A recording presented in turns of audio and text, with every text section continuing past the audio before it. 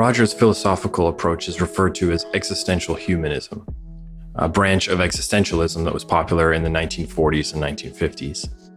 According to the APA, the American Psychological Association, and I quote, "Existentialism represents a turning away from systematic philosophy, with its emphasis on metaphysical absolutes and principles of rational certainty, and towards an emphasis on the concrete existence of a human being thrown into a world that is merely given and contingent. Such a being encounters the world as a subjective consciousness, condemned to create its own meanings and values in an absurd and purposeless universe." End quote. So these comments, like the meaninglessness and purposelessness of the universe, are the reason for existentialism's reputation for being a bit dark. But existential humanism is based on this foundation, and it's an approach that gives greater weight to the inner subjective human experience. After all, if we cannot determine an overarching meaning to the world, then it's up to the individual to self-create these things.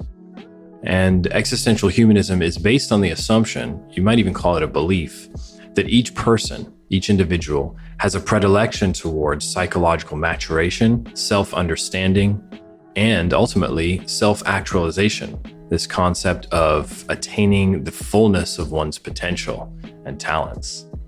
So despite its association with existentialism, humanism really is quite a positive theory, optimistic theory, particularly for therapeutic use. As I mentioned earlier, Rogers is best known for developing person-centered psychotherapy, what later came to be called client-centered psychotherapy.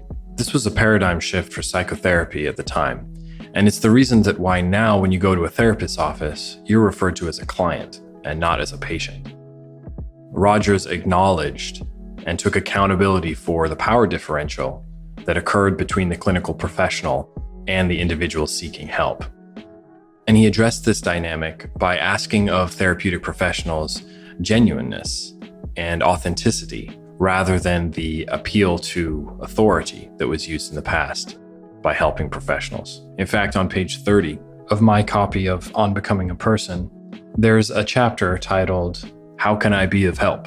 And the subtitle is, "I have found a way of working with individuals which seems to have much constructive potential."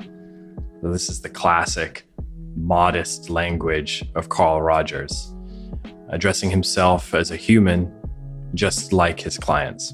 Rogers puts it this way in On Becoming a Person.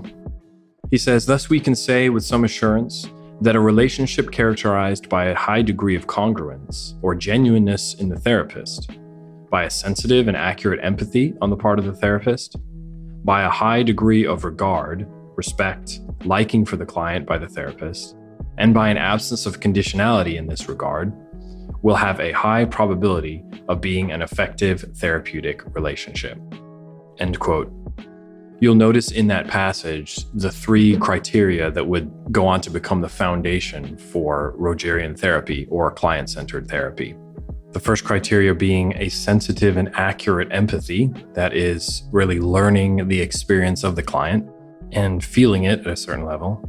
The second is what has come to be referred to as universal positive regard, that is a liking for the client by the therapist, as he says in this passage, an absence of conditionality in this regard, universal positive regard. It doesn't matter what you do in the therapy room, the therapist has to like you. That's what you pay him for. And the third, a high degree of congruence or genuineness in the therapist. So in sum, these are the three requirements of client-centered therapy: empathy, universal positive regard, and congruence on the part of the therapist.